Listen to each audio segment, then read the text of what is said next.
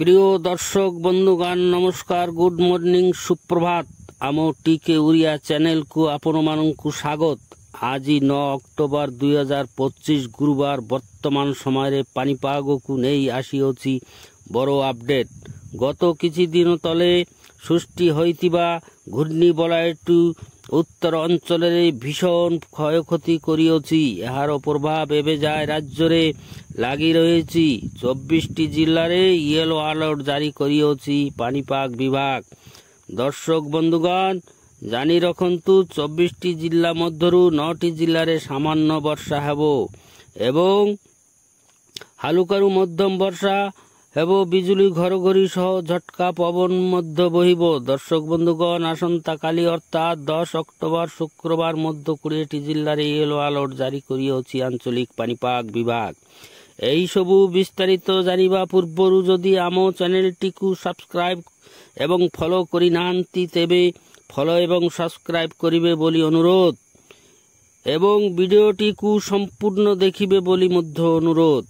ସୃଷ୍ଟି ହୋଇଥିବା ଘୂର୍ଣ୍ଣିବଳୟଟି ଓଡ଼ିଶା ଉପରେ ଏତେ ବେଶୀ ପ୍ରଭାବ ପକାଇ ପାରିବ ନାହିଁ, କାରଣ ଉପକୂଳ ଅଞ୍ଚଳରେ ଜିଲ୍ଲାମାନଙ୍କରେ ବିଦ୍ୟୁତ୍ ବଜ୍ର ସହ ଭାରୀ ବର୍ଷା ହେବ। ବଡ଼ ଧରଣର କିଛି ହେବାର ସମ୍ଭାବନା ନାହିଁ, କାରଣ ସାରା ଦେଶରୁ ପାଗ ପରିବର୍ତ୍ତନ ଆରମ୍ଭ ହେବା କରି ଦେଇଅଛି। ଦର୍ଶକ ବନ୍ଧୁଗଣ, ଏହି ସପ୍ତାହ ମଧ୍ୟରେ ମୌସୁମୀ ବିଦାୟ ନେବ ବୋଲି କହିଛନ୍ତି ଆଞ୍ଚଳିକ ପାଣିପାଗ ବିଜ୍ଞାନ।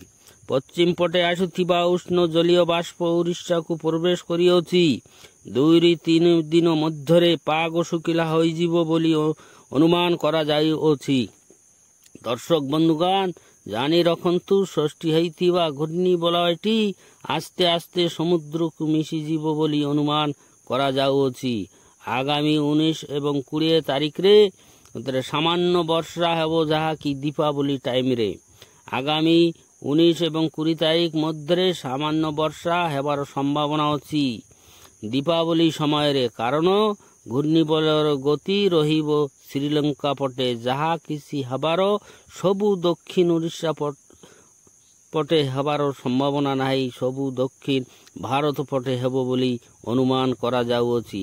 22, 23, 24 ତାରିଖରେ ଚେନ୍ନାଇ ଏବଂ ପଣ୍ଡିଚେରୀ ପ୍ରବଳରୁ ଅତି ପ୍ରବଳ ବର୍ଷା ହେବ। ଏହାର ପ୍ରଭାବ ସାମାନ୍ୟ ପରିମାଣ ପଡ଼ିବ ରାଜ୍ୟକୁ। ଦର୍ଶକ ବନ୍ଧୁଗଣ, ଏବେ ଜାଣିବା 24ଟି ଜିଲ୍ଲା ମଧ୍ୟରୁ କେଉଁ କେଉଁ ଜିଲ୍ଲାମାନଙ୍କରେ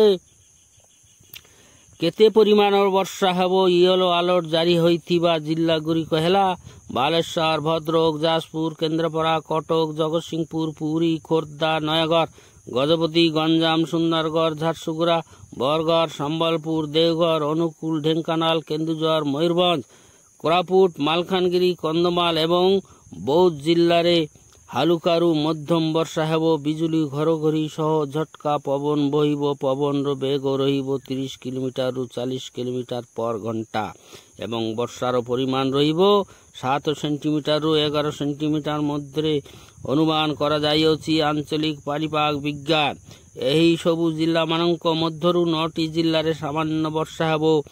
ମୟୂରଭଞ୍ଜ, କେନ୍ଦୁଝର, ଅନୁଗୁଳ, ଢେଙ୍କାନାଳ, ବୌଦ୍ଧ, କନ୍ଧମାଳ, ରାୟଗଡ଼ା, କୋରାପୁଟ ଏବଂ ମାଲକାନଗିରି ଜିଲ୍ଲାରେ ପାଗ ଶୁଖିଲା ରହିବ, ମେଘୁଆ ପାଗ ରହିବ, କିନ୍ତୁ ତା ମଧ୍ୟରୁ ସାମାନ୍ୟ ବର୍ଷା ହେବାର ସମ୍ଭାବନା ଅଛି। ଆପଣମାନେ କେଉଁ ଜିଲ୍ଲାରୁ ଦେଖୁଛନ୍ତି କମେଣ୍ଟ କରି ଜଣାଇବେ ବୋଲି ଅନୁରୋଧ ଏବଂ ଲାଇକ୍, କମେଣ୍ଟ, ସେୟାର, ଫଲୋ କରି ଅନ୍ୟମାନଙ୍କୁ